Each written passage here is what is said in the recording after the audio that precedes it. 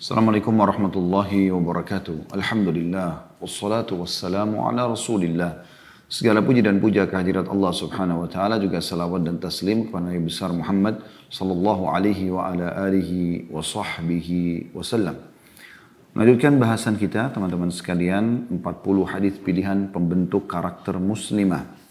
Dan kita insya Allah pada siang ini semoga Allah berkahi masuk ke hadis ke-7. Saya akan bacakan dulu hadisnya. Dan ini berhubungan dengan masalah mandi junub bagi laki-laki dan perempuan.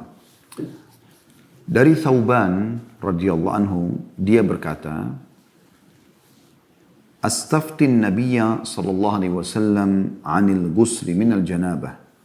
Faqal, amma ar-rajulu fayanshur ra'sahu falyagsilhu hatta yablugha usul asy-sya'ri. Wa ammal mar'atu fala 'alaiha alla tanqudahu wa litagrif 'ala ra'siha thalatha gharafat. Saya meminta fatwa kepada Nabi SAW tentang mandi junub. Beliau bersabda, adapun bagi kaum laki-laki hendaknya menguraikan rambutnya dalam kurung dan membuka ikatannya bila diikat, kemudian membasuhnya dengan air hingga sampai pada akar rambut. Sedangkan bagi wanita, maka tidak harus membuka ikatan rambutnya dan hendaklah menuangkan air ke rambutnya 3 cidukan. Hadits ini diriwayatkan oleh Abu Dawud di jilid 1 halaman 255. Hadits ini teman-teman sekalian membahas tentang masalah mandi junub. Ya, tentu tidak asing lagi bagi kita apa maknanya junub, artinya orang yang telah berhubungan biologis suami istri, ya, dan mandi junub ini wajib walaupun tidak sampai klimaks pada saat kedua kemaluan sudah bertemu, atau sampai klimaks tentu juga masuk dalamnya kalau sudah berhubungan. Kalau belum klimaks pun kemaluan dengan kemaluan ketemu sudah harus mandi. Sebagaimana sabda Nabi SAW, kalau sudah bertemu 2 kemaluan, maka wajiblah mandi. Kalau klimaks tentu lebih wajib untuk mandi junub. Kalaupun tidak menyentuhkan kemaluan di kemaluan dan sempat klimaks, maka juga tetap wajib mandi junub. Ya, kalau hanya keluar madhi, ya, cairan yang keluar di kemaluan di awal terangsang, itu hanya wudu, cebok lalu wudu. Tapi kalau sudah sampai keluar mani, baik laki-laki ataupun perempuan, sudah sampai puncak klimaksnya, walaupun tidak meletakkan di kemaluan, maka tetap saja mandi junub. Misal laki-laki istrinya lagi haid, lalu dia beristimta' atau dia menikmati istrinya dengan cara yang lain, selama bukan yang diharamkan. Diharamkan adalah meletakkan kemaluan di kemaluan pada saat haid. Nanti ada bahasan insya Allah di pertemuan akan datang di hadis ke-8 tentang masalah itu. Masalah haid dan nifas bagi wanita. Tapi yang jelas, kalau mereka lagi haid dan nifas tidak boleh meletakkan kemaluan di kemaluan atau meletakkan kemaluan di dalam dubur. Selain daripada ini dibolehkan suami istri beristimta' atau menikmati satu sama yang lain. Pernah ditanyakan kepada baginda Nabi alaihi salatu wassalam, apa yang seseorang di antara kami laki-laki bisa lakukan pada istrinya yang haid? Maka kata Nabi SAW, segala sesuatunya kecuali jima, kecuali meletakkan kemaluan di kemaluan. Ya. Jadi memang ada batasan tidak boleh kalau haid dan nifas di kemaluan ataupun di dubur, walaupun ada haid ataupun tidak haid ataupun haid, nifas ataupun tidak, dubur tetap haram hukumnya. Selain daripada ini dibolehkan. Nah, kapan Anda klimaks di situ, ya, maka Anda juga tetap wajib mandi junub. Juga masuk dalamnya kalau orang mimpi. Mimpi tentu tidak interaksi secara langsung, ya, fisik dengan lawan jenis, tetapi dia mimpi, maka juga tetap wajib mandi junub, laki-laki ataupun perempuan. Makanya ada seorang sahabiat pernah bertanya, ya Rasulullah, sungguhnya Allah tidak malu dalam menjelaskan kebenaran. Apakah bagi wanita juga mandi junub kalau dia mimpi? Kata Nabi SAW, iya, bila dia menemukan kemaluannya basah. Ya. Jadi memang ini bagian daripada syariat kita dan bukan aib untuk membahasnya, ya. Karena banyak orang muslim, suami istri, tapi mereka tidak pernah peduli dengan masalah ini. habis berhubungan, mereka mandi benar atau tidak benar sesuai dengan syariat tidak penting bagi mereka. Yang penting mereka mandi. Atau kadang-kadang bahkan mereka menunda-nunda mandi tanpa ada alasan yang tepat, ya, apalagi sampai kelewat waktu sholat dan segala macam. Ada bahkan sampai lupa kalau dia belum mandi junub. Nah ini semua hal-hal yang harus diperhatikan karena ini bagian daripada syariat Allah Subhanahu Wa Taala, ya, yang harus diperhatikan. Jadi selain kita menjalankan kewajiban juga ada pahalanya karena dia perintah dalam syariat. Kita coba baca penjelasan disebutkan oleh penulis dulu, baru kita panjang lebar jelaskan nanti tambahan-tambahan syarahnya atau penjelasan insyaAllah. Kata beliau, bagi teman-teman yang pegang bukunya di halaman 33, Al-Khattabi dalam Ma'alim Sunan mengatakan pada juz 1 halaman 80, mayoritas ahli ilmu menerangkan bahwa membasahi kepala sampai pada akar rambut sudah mencukupi walaupun ia tidak menguraikan rambutnya. Ya. Maksudnya ini bagi laki-laki ya. Kalau bagi perempuan jelas boleh tadi dalam hadis tidak menguraikan rambutnya walaupun dia tetap tidak membuka ikatan rambut, yang penting dia membasahi rambutnya. Imam Nawawi rahimahullah mengatakan dalam Syarah Muslim juz 4 halaman 12, menurut pendapat kita, tentu ini maksudnya dalam mazhab Syafi'iyah, dan pendapat sebagian besar para ulama bahwa gulungan rambut dari wanita yang mandi tidak harus diurai jika air bisa sampai pada semua rambut yang nampak ataupun yang tidak. Maksudnya rambut yang kelihatan ataupun yang tipis-tipis yang kecil. Tetapi jika air tersebut tidak sampai pada semua rambut kecuali dengan mengurai gulungan rambut, maka gulungan tersebut harus dilepas. Adapun hadis Ummu Salamah radhiyallahu anha, maka maknanya adalah bahwa air bisa sampai pada seluruh rambutnya tanpa harus membuka gulungan rambutnya. Jadi saya ulangi, adapun hadis Ummu Salamah radhiyallahu anha, maka maknanya adalah bahwa air bisa sampai pada seluruh rambutnya tanpa harus membuka gulungan rambutnya. Jadi maksudnya tadi hadis yang menjelaskan gulungan rambut wanita tidak perlu dibuka, itu bila air masuk sampai ke bagian terdalam rambut itu. Karena mengalirkan air ke seluruh rambut merupakan suatu hal yang wajib. Diceritakan dari Imam An-Nakhai bahwa membuka ikatan rambut adalah wajib apapun kondisinya. Sedangkan dari Al-Hasan Basri dan Tawus, namanya dia Zakwan rahimahumullah, semua ini adalah ulama tabi'in, wajib membuka ikatan rambut ketika mandi setelah haid, bukan mandi junub. Dalil yang menguatkan pendapat kami adalah hadis Ummu Salamah radhiyallahu anha.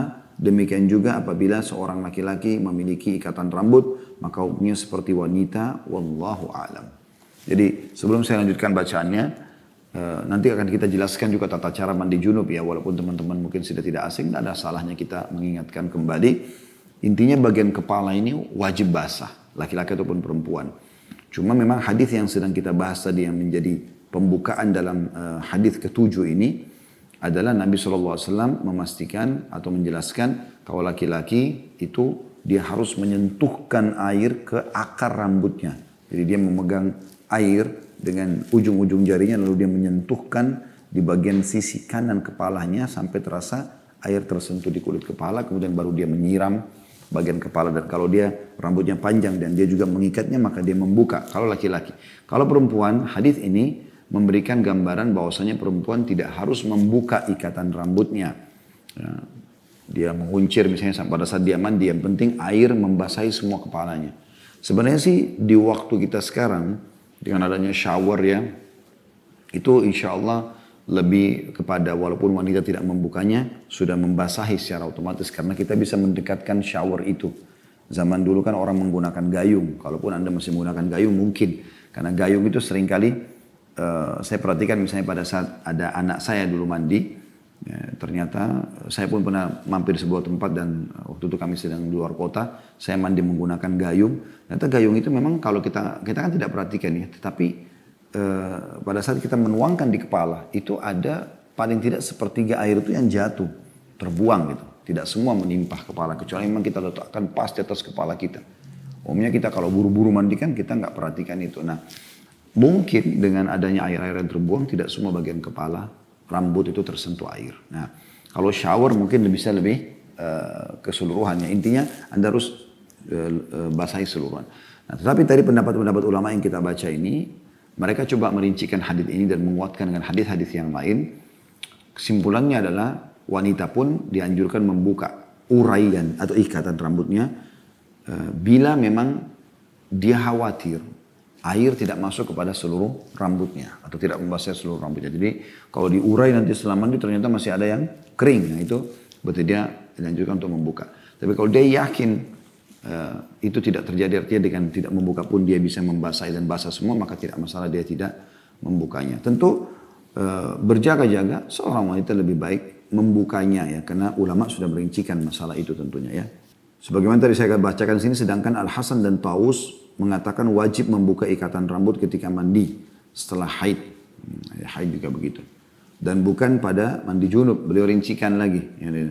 Ada juga yang mengatakan junub ataupun haid dan nifas sama, buka ikatan rambut. Ada juga yang mengatakan tidak perlu, tapi syaratnya air menyentuh seluruh pangkar rambut.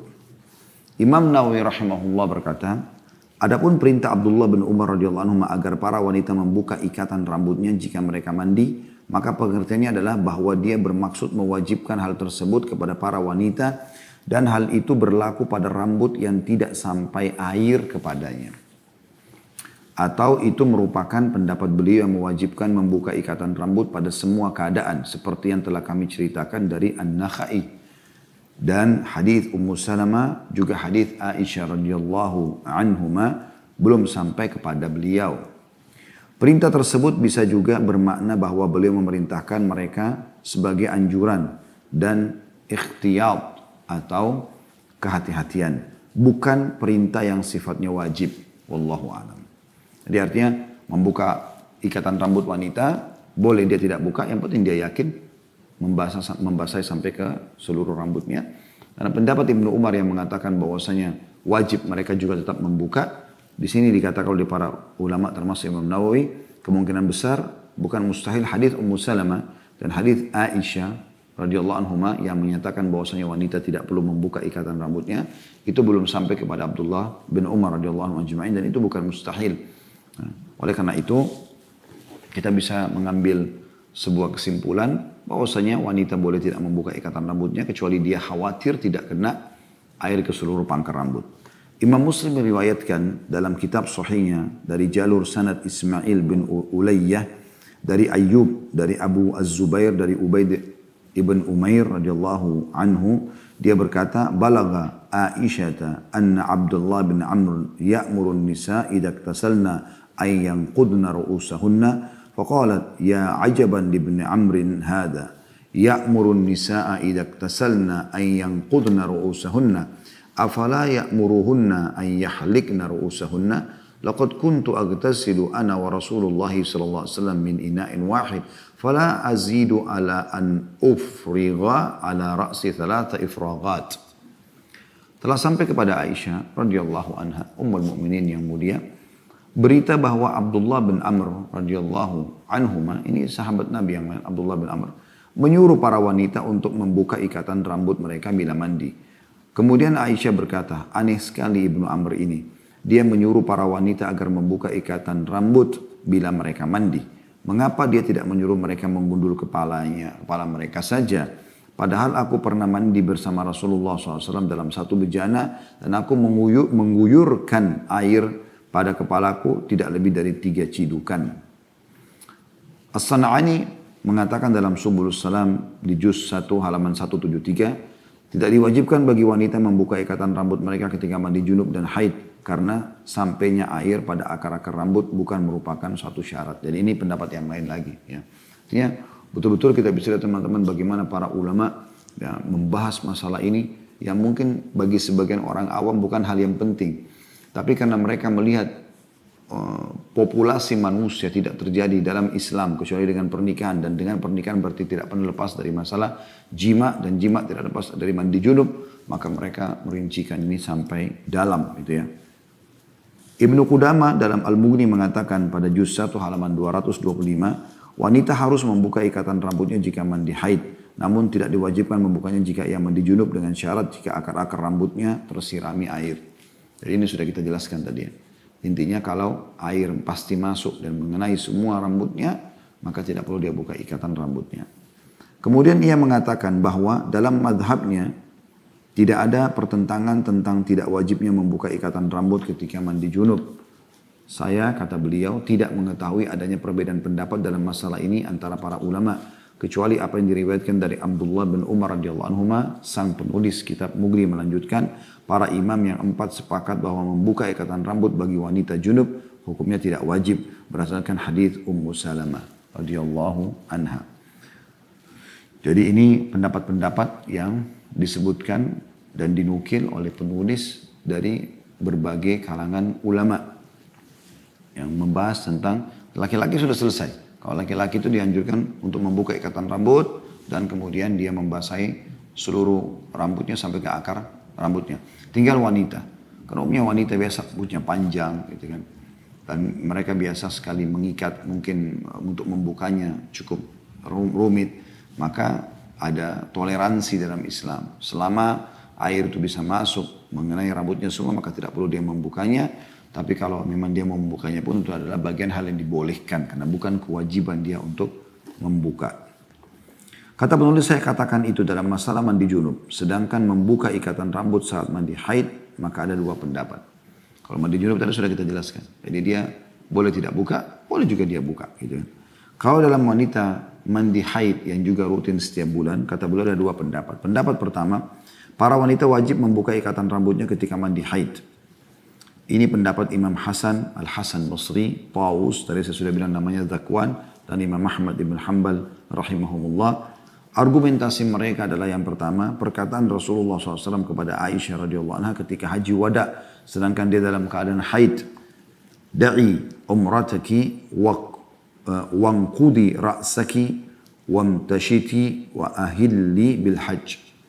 Tinggalkanlah ibadah umrahmu, bukalah ikatan rambutmu, menyisirlah dan berniatlah ibadah haji. Ibnu Qudamah berkata dalam kitab Al-Mughni, juga karena asal kewajiban membuka ikatan rambut adalah agar terwujud sampainya air pada tempat yang harus dibasuh.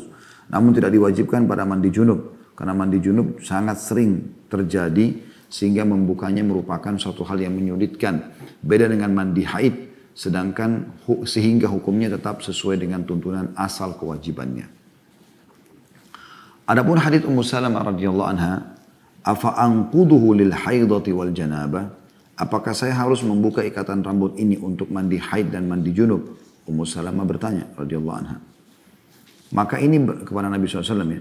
Maka ia berasal dari riwayat Abdul Razzaq dari Ats-Tsauri rahimahullah. Ia sendiri dalam meriwayatkan tambahan kata haid. Sedangkan semua riwayat menyatakan afa anquduhu li ghuslil janabah.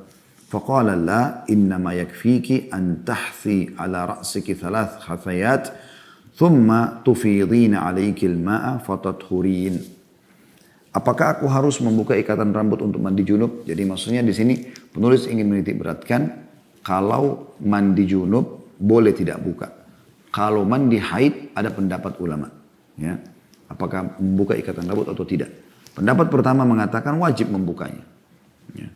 Dan mereka berargumentasi tadi dengan hadis bagaimana Nabi SAW memerintahkan Aisyah di musim haji, ya, pada saat dia sedang haid dan sudah suci, Nabi SAW menyuruh dia untuk membuka ikatan rambut, kemudian menyisir. Ya. Karena memang dia bersih dari haidnya, maka dia mandi dengan membuka ikatan rambutnya. Kemudian ditanggapi bahwasanya hadis Ummu Salamah yang mengatakan potongannya bertanya kepada Nabi SAW, apakah aku harus membuka ikatan rambutku ya Rasulullah di saat junub dan haid? Maka ditanggapi oleh Imam Ahmad, Al-Hasan, Tawus, pemilik pendapat pertama ini, bahwasanya ini adalah riwayat cuma satu-satunya perawi yang dinukil dari Abdul Razzaq dari Ats-Tsauri rahimahullah. Sementara yang umum diriwayatkan oleh ulama tidak ada kata-kata ya haidnya, hanya junub saja. Makanya dalam riwayat yang umumnya adalah tadi yang saya baru bacakan, apakah kata Ummu Salamah radhiyallahu anha kepada Nabi SAW, apakah saya harus membuka ikatan rambut untuk mandi junub? Jadi tidak ada kata-kata haid di sini. Maka Nabi SAW menjawab, tidak. Kamu cukup mengguyurkan air pada rambutmu sebanyak 3 kali kemudian menyiramnya, maka kamu sudah suci. Karena itu Ibnu Qayyim rahimahullah berkomentar dalam kitabnya Tahdzibus Sunan bahwa tambahan kalimat haid, maka barang siapa yang betul-betul menganalisa masalah ini pasti ia akan mengetahui bahwa kalimat tersebut tidak dapat dalam hadis. Sebagaimana dilihat dari atau dinukil dari kitab Irwaul Ghalil juz 1 halaman 169. Jadi intinya pendapat pertama mengatakan bahwasanya di mandi haid dia wajib membuka ikatan rambutnya. Di mandi junub dia tidak wajib membuka ikatan rambutnya. Itu pendapat pertama. Pendapat kedua, melepas ikatan rambut itu hukumnya sunnah. Ini adalah pendapat jumhur ulama sebagaimana yang disebutkan oleh Ibnu Qudamah rahimahullah dalam kitabnya Al-Mughni dan ulama lainnya. Argumentasi mereka adalah sebagai berikut. Yang pertama, menggabungkan antara haid dan junub dalam hadis Ummu Salamah yang diriwayatkan oleh Imam Muslim dalam kitab sahihnya dari Ummu Salamah. Beliau berkata, "Ya Rasulullah, inni imra'atun ashuddu dhafra ra'si afa anquduhu li ghusl janabah." Wahai Rasulullah, saya adalah wanita yang mengikat kuat pintalan rambut kepalaku. Apakah saya harus melepaskan untuk mandi junub? Yang ini tentu titik hadis ya. Tentu Nabi SAW menjelaskan tidak perlu ya. Cukup kau membasahi 3 kali. Yang kedua adapun hadis Aisyah radhiyallahu anha tentang haid dan perintah menguraikan rambut untuk mandi yang berkaitan dengan ihram adalah untuk kebersihan. Juga ada perintah untuk menyisir dan merapikan rambut. Tapi tidak ada seorang pun yang mengatakan kewajibannya. Ini sebagaimana dinukil dalam kitab Al-Mughni. Baik, saya kembali simpulkan lagi teman-teman sekalian dari awal bahasan kita tadi. Kalau mandi junub, laki-laki wajib membasahi seluruh kepalanya dan membuka ikatan rambutnya.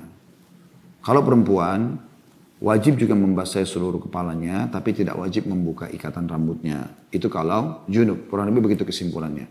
Kalau haid, khilaf di antara ulama. Pendapat pertama mengatakan, dia wajib membuka ikatan rambutnya. Karena tadi ada hadis Aisyah radhiyallahu anha. Sementara pendapat yang kedua yang menurut ulama, hukumnya sunnah. Ya, di dalam haid, untuk mandi haid untuk membuka ikatan rambut. Ini kurang lebih bahasan yang sudah panjang lebar kita jelaskan dengan dalil-dalilnya. Baik teman-teman sekalian, berhubungan dengan masalah haid, ya, kita akan bahas juga insya Allah lebih jauh di pertemuan akan datang di hadis ke-8 ya. Sekarang saya akan coba masuk ke bahasan syarah yang lebih jauh, tambahan informasi tentang apa yang sedang kita bahas ini. Yaitu teman-teman sekalian, ada 2 poin tentunya. Poin yang pertama berhubungan dengan masalah adab jima.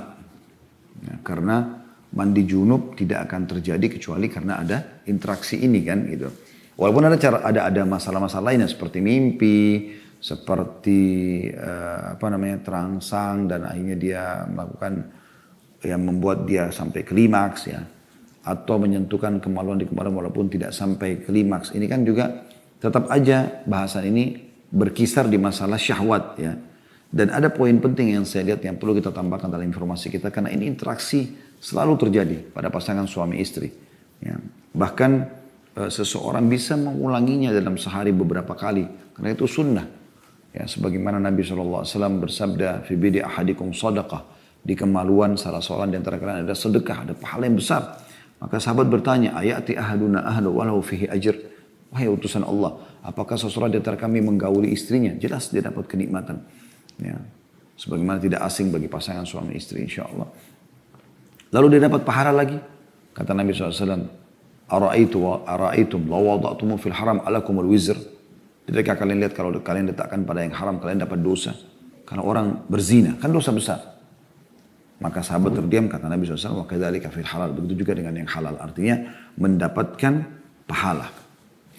Yang saya ingin titik beratkan di sini teman-teman sekalian, ingin sekali berbagi, karena ini interaksi sering terjadi. Bagaimana sebenarnya pandangan Islam tentang masalah jima itu, ya, kemudian sampai ke mandi junubnya.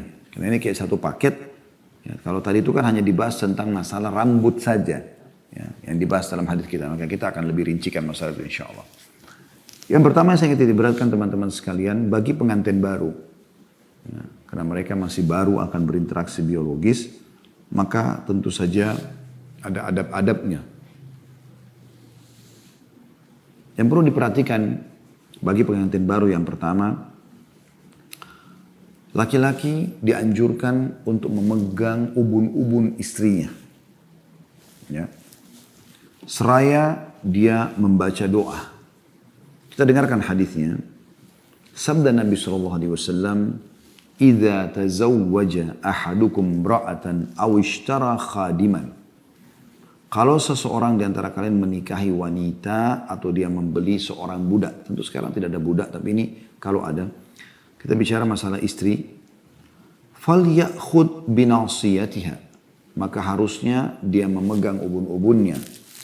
"Wal yusammillaha azza wa jal." Lalu dia membaca bismillah. "Wal yad'u lahu bil barakah."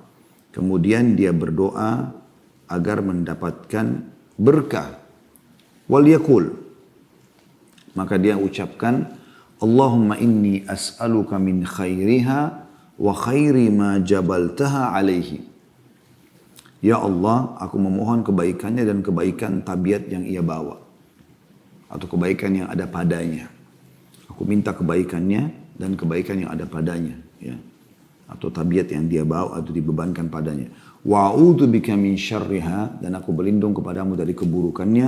"Wa syarri ma jabaltaha alaihi." Dan dari keburukan tabiat yang ia bawa. Ini anjuran yang pertama sekali. Kami sarankan bagi teman-teman laki-laki yang mengikuti acara kita ini, walaupun dia sudah berjalan sekian tahun rumah tangganya, karena dia dulu belum faham sunnah Nabi SAW, dia tidak sempat membaca ini. Nggak ada salahnya di saat ini memegang ubun-ubun istri lalu membaca itu. Untuk menjalankan sunnah Nabi SAW. Bagi ibu-ibu yang sudah berumah tangga dan tahu dulu suaminya belum mengerjakan ini, dia sampaikan. Supaya dia baca di ubun-ubun ibu tentang doa ini. Ya, minta agar diberikan kebaikannya wanita ini dan kebaikan tabiatnya atau bawaannya, ya, atau yang ada padanya, dan berlindung dari keburukannya dan keburukan bawaannya atau tabiatnya. Yang kedua, bagi pengantin baru disunnahkan untuk sholat sunnah 2 rakaat. Tentu suami istri, ya, suami istri di sini dianjurkan. Jadi sebelum berhubungan biologis, setelah membaca doa tadi, ya, umumnya kan biasa kalau setelah akad nikah, mempelai laki-laki dipertemukan sama mempelai perempuan, ya. Mungkin depan keluarga, depan orang tuanya si wanita. Mungkin sedikit orang berbicara, tapi kalau pada saat mereka sudah berdua, maka yang paling pertama ubun-ubunnya dulu dibacain doa. Kemudian setelah itu keduanya berwudu lalu sholat. Ini anjuran, ya. Kata Syekh Albani rahimahullah, hal ini, masalah sholat 2 rakaat itu bersandarkan dari perbuatan dan anjuran para sahabat ridwanullahi alaihim. Di antaranya, hadis yang dinukil tentang Abu Sa'id. Ini adalah mantan budaknya Abu Usaid. Ia berkata, "Aku menikah ketika aku masih seorang budak. Dan pada saat itu aku sempat mengundang beberapa sahabat Rasulullah SAW seperti Abdullah bin Mas'ud, Abu Dzar, Hudzaifah radhiyallahu anjma'in. Lalu tibalah waktu sholat, kemudian Abu Dzar bergegas untuk mengimami sholat. Tapi mereka berkata, kamulah dalam kurung Abu Sa'id yang lebih berhak.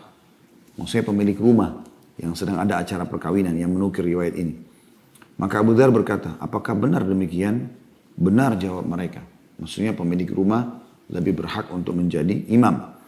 Aku pun maju mengimami mereka sholat. Maksudnya kata si Abu Sa'id yang menukir riwayat ini, yang pengantin ini. Ketika itu aku masih seorang budak. Selanjutnya mereka mengajariku. Nanti jika istrimu datang menemuimu atau kau menemui istrimu setelah akad nikah ini pasti akan ketemu, interaksi biologis akan terjadi. Hendaklah kalian berdua sholat 2 rakaat. Lalu mintalah kepada Allah kebaikan istrimu itu dan mintalah perlindungan kepada Allah dari keburukannya. Selanjutnya terserah kalian berdua. Kalau dari riwayat ini, ya, kita bisa memahami teman-teman sekalian bagaimana yang dilakukan pertama adalah sholat 2 rakaat dulu, kemudian baru mendoakan istri. Ya. Walaupun tadi bisa saja kita mendoakan dulu kemudian sholat, ya. Tapi riwayat ini menjelaskan kepada kita. Kalau riwayat tadi tentang masalah memegang ubun-ubun itu riwayatkan Abu Daud. Dan riwayat tentang masalah sahabat tadi mengajarkan kepada Abu Sa'id itu diriwayatkan oleh Al-Baihaqi. Ya. dan ini semuanya sanadnya sahih tentunya ya. Kemudian teman-teman sekalian, ada riwayat lain dari Abu Wa'il. Ia berkata, seseorang datang kepada Abdullah bin Mas'ud radhiyallahu anhu. Ia berkata, aku menikah dengan seorang gadis. Aku khawatir dia membenciku. Maksudnya tidak menyukaiku. Dari awal si mempelai laki-laki ini khawatir nanti suaminya istrinya tidak suka sama dia. Abdullah bin Mas'ud radhiyallahu anhu berkata, sesungguhnya cinta berasal dari Allah. Sedangkan kebencian berasal dari syaitan. Kalau kamu sudah halal suami istri, harusnya ada cinta. Itu Allah yang kasih karunia. Saling kasih sayang, siap untuk berbagi, siap untuk berkorban, siap untuk hidup sama-sama, siap untuk punya anak. Itu harusnya ada. Kalau ada kebencian dari syaitan. Jadi kalau ada orang yang saling benci dalam rumah tangga itu aneh dari syaitan, tidak boleh diikuti. Harus segera diberhentikan dan mereka harus segera saling merangkul tangan dan berhenti dari kebencian tersebut.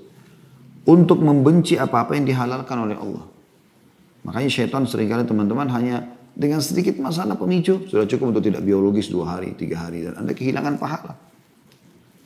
Tidak boleh diikuti ini. Makanya di sini Abdullah bin Mas'ud jeli sekali mengatakan cinta dari Allah. Kalau ada rumah tangga saling kasih sayang, rindu segala macam dari Allah.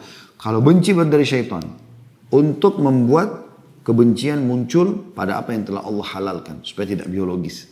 Ya. Jika istrimu datang kepadamu, maka perintahkan untuk melaksanakan sholat 2 rakaat di belakangmu, lalu ucapkanlah doa. Ini ajaran Abdullah bin Mas'ud kepada tadi tabi'in yang baru pengantin baru dan khawatir istrinya benci. Bacalah, Allahumma barik li fi ahli. Ya Allah berkahilah aku di keluargaku ini, ya, atau istriku ini. Wa barik lahum fi. Serta berkahilah mereka sebab aku. Maksudnya mereka pun mendapatkan keberkahan karena aku hadir bersama dalam kehidupan mereka. Allah marzuqni minhum. Ya Allah karuniakan aku rezeki lantaran mereka. Warzuqhum minni. Dan berikan mereka rezeki juga karena kehadiran aku. Allah majma' bainana ma jama'ta ila khair. Ya Allah satukanlah kami berdua dalam kebaikan.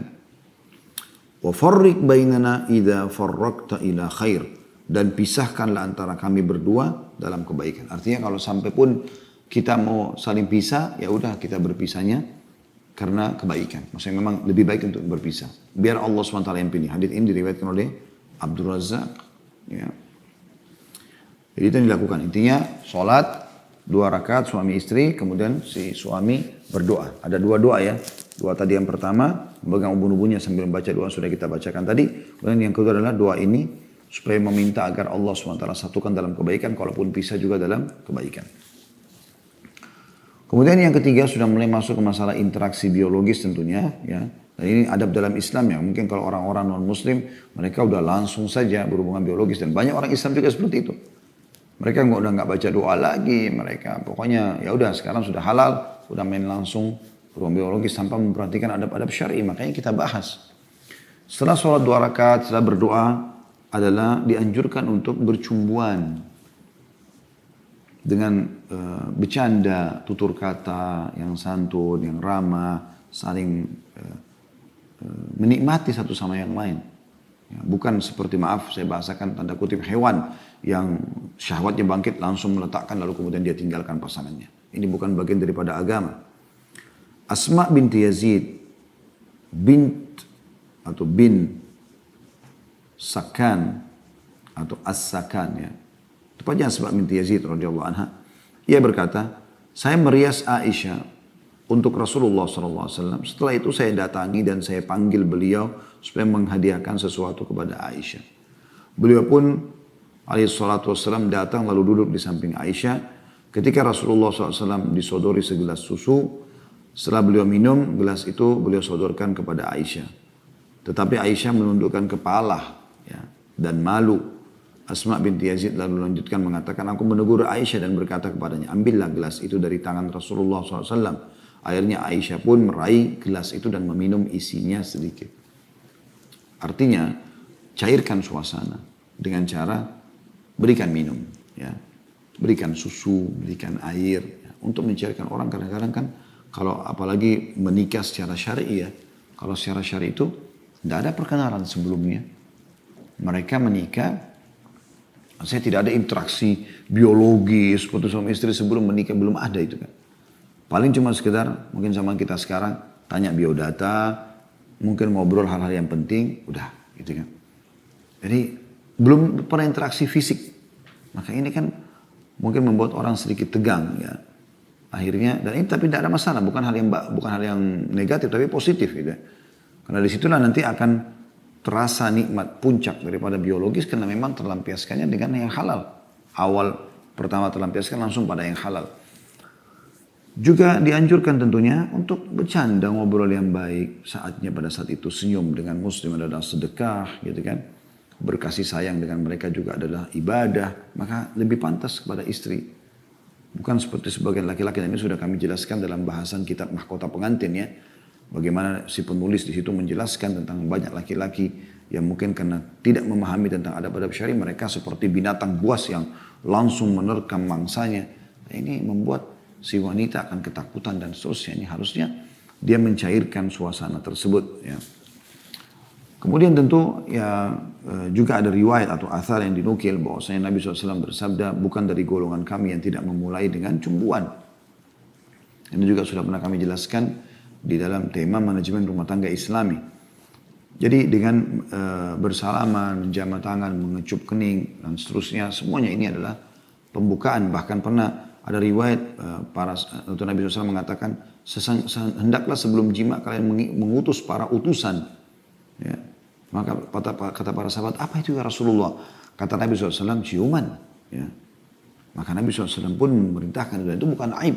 Dalam interaksi halal kita bicara. Dalam interaksi halal. Kemudian juga setelah mulai syahwat bangkit, terangsang, gitu kan, semuanya dengan kelembutan, dengan kebaikan. Maka jangan lupa masuk yang setelahnya adalah berdoa. Kembali ke doa lagi. Jadi yang pertama tadi mendoakan ubun-ubun istri, kemudian sholat. Atau kalau kita mau atur, yang urut juga boleh sholat dulu bersama, kemudian mendoakan istri. Ya, kemudian memperhatikan tentang masalah mencairkan suasana dengan cumbuan yang baik. Yang ketiga, yang keempat, berdoa sebelum jima. Ini yang ditekankan sekali adalah suami. Karena dia pemilik sperma. Ya. Dan si istri usahakan mengingatkan. Hadits yang masyhur tentunya masalah ini. Yang Nabi SAW mengatakan, ya, siapa yang membaca doa ini sebelum berhubungan, kemudian mereka berhubungan, maka kalau Allah karuniahi mereka anak, tidak akan diganggu oleh syaitan. Yaitu bunyinya Bismillah. Dengan nama Allah. Allahumma jannibna syaitani wa jannibis syaitana. Saya ulangi. Bismillah. Allahumma jannibna syaitana wa jannibis syaitana ma razaqtana. Ya Allah, dengan menyebut namamu, jauhkanlah aku dari syaitan dan jauhkan syaitan dari anak yang akan engkau karuniakan kepadaku. Ya. Ini tentu riwayat yang sangat masyhur ya, yang harus diperhatikan oleh setiap muslim. Hadits ini sahih diriwayatkan Bukhari, Muslim, Tirmidzi, Ad-Darimi, Ibnu Majah, An-Nasa'i, Ahmad. Ya, semuanya menukil hadits tentang doa jima ini. Ya.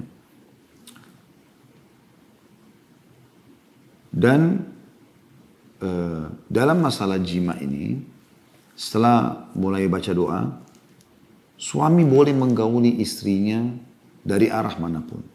Apakah dia di atas, istrinya di atas, ya, dia membaliknya, ini antara kegiatan ini semuanya boleh dilakukan selama dia menjauhi meletakkan kemaluan di dalam dubur. Ya.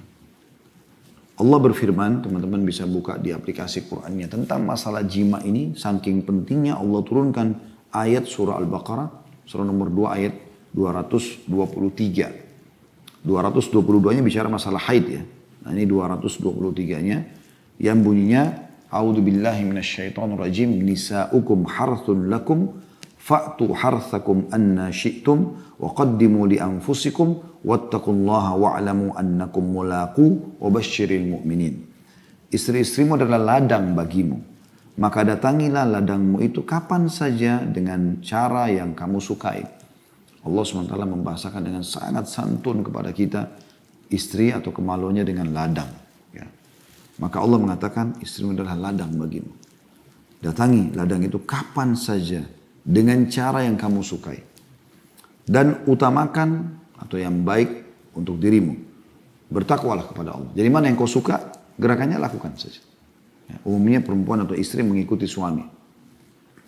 Dan utamakanlah yang baik untuk dirimu. Bertakwa kepada Allah. Jangan sampai zalimi istri. Dan ketahuilah bahwa kamu kelak akan menemuinya. Dan sampaikanlah kabar gembira kepada orang-orang beriman. Ibnu Abbas radhiyallahu anhu menjelaskan tentang ayat ini. Pernah suatu ketika Umar bin Khattab radhiyallahu anhu datang kepada Rasulullah SAW lalu berkata, wahai Rasulullah, celakalah saya. Maka beliau bertanya sallallahu alaihi wasallam kepada Umar bin Khattab radhiyallahu anhu, apa yang membuatmu celaka? Kata Umar radhiyallahu anhu, saya membalikkan pelana saya tadi malam. Jadi maksudnya istrinya dibalikkan ke belakang baru kemudian digauli dari belakang gitu. Maka beliau sallallahu alaihi wasallam tidak mengomentari apapun hingga turun firman Allah Subhanahu wa taala An-Nisa Al-Baqarah tadi 223 ayat 223. Nisa'ukum harthun lakum fa'tu harthakum anna syi'tum. Istri-istrimu adalah ladang bagimu maka datangilah ladangmu itu kapan saja ya dengan cara yang kamu sukai. Lalu Rasulullah SAW bersabda akbil wa adbir ya wattaqid dubura wal haywa. Setubui istrimu dari arah depan, dari arah belakang. Tapi ingat, hindari ya, dubur dan ketika haid. Juga sabda Nabi SAW, ya, mukbilatun, mudbiratun idha kanat fil farj. Silakan menggauli istri dari arah depan, dari arah belakang, asalkan pada kemaluannya. Nah, ini yang penting ya. Kemaluannya di sini. Hadis ini hasan ya, yang tadi yang saya sebutkan riwayatkan Imam Ahmad, An-Nasai ya, riwayat yang pertama dan riwayat yang kedua tadi diriwayatkan oleh Al-Baihaqi.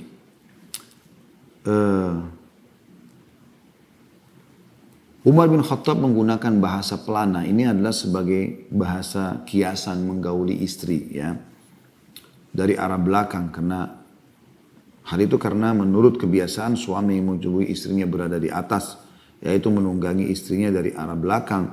Jadi karena Umar menunggangi istrinya dari arah belakang maka dia membahasakan kiasan membalik pelana. Seperti itu kurang lebih kenapa Umar bin Khattab menggunakan bahasa kiasan ini ya.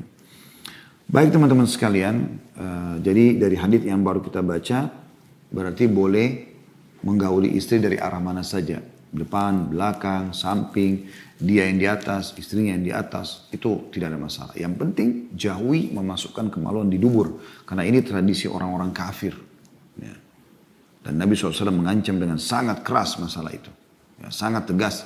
Nabi SAW sampai mendatangi istrinya di duburnya, atau mendatangi dukun, dia telah kufur pada apa yang diturunkan kepada Muhammad SAW. Jadi harus hati-hati. Kemudian teman-teman sekalian, kalau suami mau menggauli istrinya karena dia pemilik sperma. Sperma saya pernah jelaskan dari buku Mahkota Pengantin. Dia mengandung unsur yang panas ya. Biasanya suami itu kalau tidak terlampiaskan biologisnya larinya ke emosi ya. Ya seperti itu. Beda dengan wanita. Wanita tidak ke situ arahnya ya. Lebih kepada mungkin penuaan dini dan seterusnya. Tapi kalau laki-laki ini berbeda. Oleh karena itu ya, harus betul-betul bagaimana biologis dalam rumah tangga ini dikemas sebagus mungkin, seindah mungkin, dan memang diniatkan ibadah. Sama-sama menjaga bau mulut, bau badan, penampilan, ya, rambut, ya, pakaian, segala macam, ucapan, tutur kata. Berdoa kepada Allah SWT diberikan petunjuk agar bisa memuaskan pasangan itu harusnya dilakukan. Gitu ya. Sehingga jangan teman-teman sekarang berjalan 10 tahun rumah tangga, bahkan sampai 20 tahun, seperti tidak ada indahnya biologis yang terjadi interaksi tersebut. Bahkan ada orang sudah malas karena memang pasangannya tidak mau menjaga kebersihan. Ngomong bau mulut ada, bau nafas hidung ada, bau ketiak, bau kemaluan. Ini semua bukan bagian daripada syariat. Harus ibu perhatikan dan bapak perhatikan masalah itu. Sampai kata Nabi SAW, kalau orang laki-laki datang dari safar, janganlah seseorang dari kalian datang dari safar di malam hari, ya, tanpa menginformasikan kepada istrinya. Agar si istri sempat menyisir rambutnya, mencukur bulu kemaluannya. Merapikan dirinya supaya dia cantik dulu, wangi, baru suaminya datang menggaulinya. Karena syaitan juga tahu kalau interaksi suami istri biologis halal itu kan pahala. Sebagaimana tadi kita jelaskan ya. Nah, dia tidak mau itu terjadi. Kalau sudah terlanjur suami istri mau melakukannya, maka minimal dia akan memunculkan hal-hal yang tidak disenangi. Ya. Karena trauma dengan bau ini terutama, ya, makanya teman-teman sikat gigi kalau mau interaksi biologis, pakai mouthwash, semprot minyak wangi seluruh tubuh, ya. Wangikan badan supaya pasangan pada saat mendekat itu merasa nyaman. Interaksi biologisnya juga maksimal. Bagian daripada syariat. Dan apabila suami setelah selesai biologis, ya, anjuran dalam syariat untuk tidak tergesa-gesa, ya, maaf mencabut kemaluannya kecuali istrinya juga sudah selesai. Ya, karena itu bagian daripada perintah Nabi SAW dalam hadis yang dihasankan oleh para ulama. Kalau setelah dari kalian menggauli istrinya, jangan dia lalu hajatnya sudah selesai, jangan segera dia mencabutnya atau menyelesaikannya sebelum istrinya menyelesaikan hajatnya. Ya. Dan dianjurkan juga kalau ada orang yang Allah SWT berikan kemampuan biologis, apalagi memang kalau dia merasakan kepuasan ya, biasanya itu bisa terjadi. Ingin mengulanginya. Jalankan sunnah Nabi SAW ini, Anda akan dapatkan rahasianya. Yaitu berwudu. Jadi pada saat sudah klimaks biasanya orang butuh sedikit waktu untuk memulihkan kembali, apalagi laki-laki.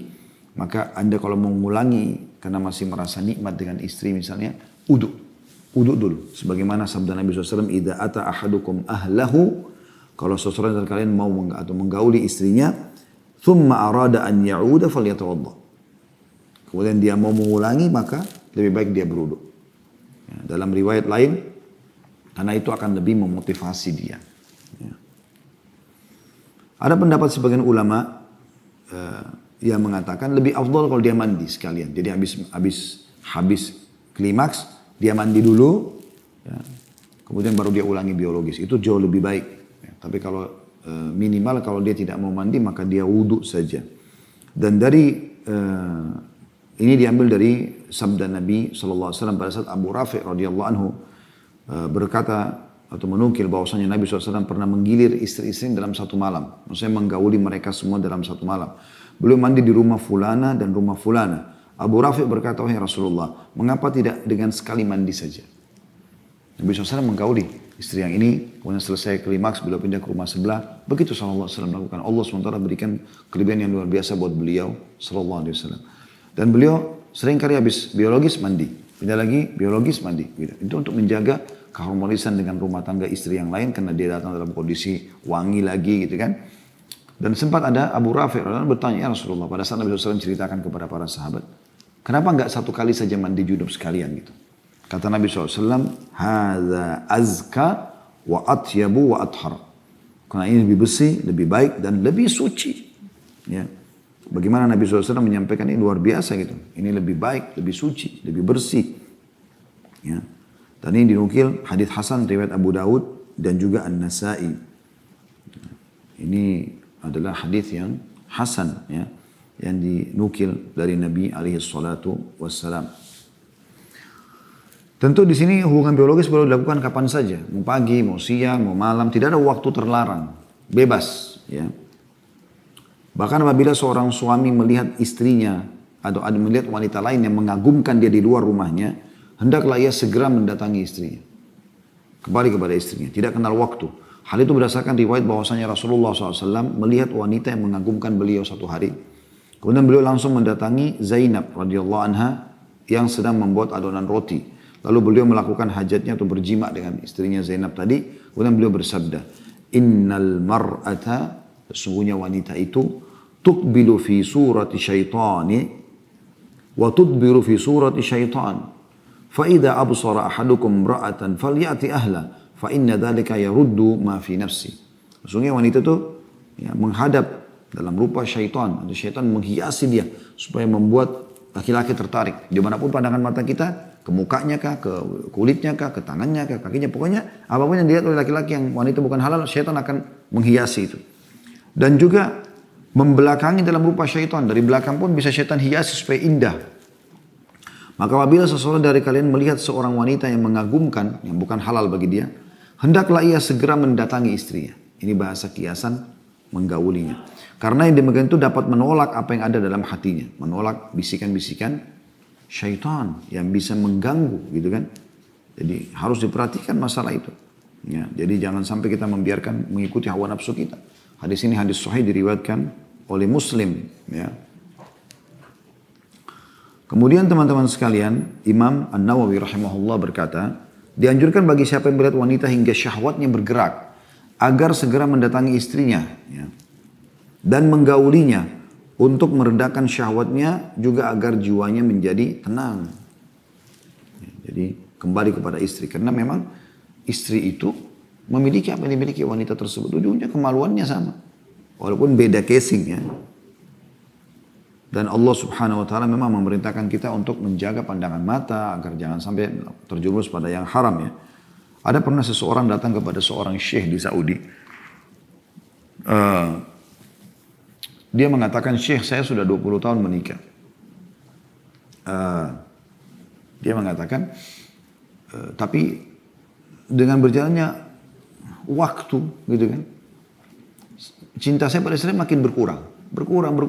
Sampai sekarang saya merasa seperti sudah tidak ada keinginan. Kata syekhnya, apa kau mau kembali perasaanmu seperti dulu waktu awal kau nikah? Kata dia, iya tentu saja. Kata syekhnya, turunkan pandanganmu dari yang haram. Karena mata sering jelalatan lihat sana sini, maka istri kayak tidak ada nilainya. Coba kalau anda tidak melihat, anda cuma punya wanita ini saja, maka secara otomatis ya, anda akan bisa menjaga diri. Seperti itu kurang lebih. Ya. Jadi ini hal-hal yang harusnya ya, dijaga. Juga ada tambahan tentunya, yang perlu diperhatikan, boleh suami istri mandi bersama. Dan sebaiknya seseorang melakukan ini walaupun sekali dalam hidupnya. Kalau memang dia tidak bisa setiap saat ya. Tapi itu dianjurkan karena Nabi SAW dinukil dari riwayat Aisyah radhiyallahu anha. Ya, kalau beliau pernah mandi bersama Nabi SAW. Ya. Kemudian yang terakhir saya tutup teman-teman sekalian dengan sesuatu yang penting sekali. Ya. Setelah Allah SWT memberikan Anda pasangan halal, maka dan Anda nikmati biologis tersebut, kontrol lisan Anda. Jangan pernah ceritakan kepada orang lain. Ini penting sekali. Ada orang, karena dia nikmat sekali biologis sama istrinya Masya Allah wangi, cantik, memuaskan dia, melakukan segala macam gerakan yang menikmati biologis tersebut. Nah itu halal sebagaimana sudah kita jelaskan tadi, boleh dengan cara apapun. Yang penting menjauhi hal yang diharamkan, meletakkan kemaluan di dalam dubur ya, dan meletakkan kemaluan di kemaluan pada saat haid dan nifas gitu kan. Selain daripada ini, kemudian dia menukil kisah itu ke teman-teman kantornya. Istriku itu semalam begini dan begitu. Ini haram hukum dalam Islam, tidak boleh. Dan efeknya bahaya sekali. Kapan dia cerita dengan 5 orang temannya, dan teman-temannya ini ternyata istri mereka tidak seperti itu, apa yang terjadi? Syaitan akan tunggangi pikiran mereka untuk mengganggu istrinya si pencerita tadi. Dan itu sering terjadi. Akhirnya ditahulah rahasia istrinya dari suaminya sendiri. Maka mereka menggunakan cara-cara syaitaninya, menelpon, WA kalau zaman sekarang istri membahasakan, begini dengan dia kemaslah dengan syaitan membantu dia. Bagaimana dia seakan-akan perempuan ini ditahu rahasianya. Dan akhirnya tertariklah perempuan ini untuk ya, interaksi biologis dan terjadi perzinahan. Naudzubillah. Saya bahkan tahu ada orang karena dia biasakan ya, temannya interaksi seperti ini dengan istrinya dan akhirnya cerai sama dia dan menikah sama si temannya tadi. Nah, ini kan rumah tangga tidak baik. Nah, itu masih mending kalau menikah. Itu pun salah karena merusak rumah tangga orang ini bagian daripada dosa besar. Sebagaimana sabda Nabi SAW. Ya, siapa yang merusak hubungan seseorang dengan istrinya. Ya, atau sama pembantunya gitu kan. Maka bukan dari golongan kami. Maka tidak boleh tentunya.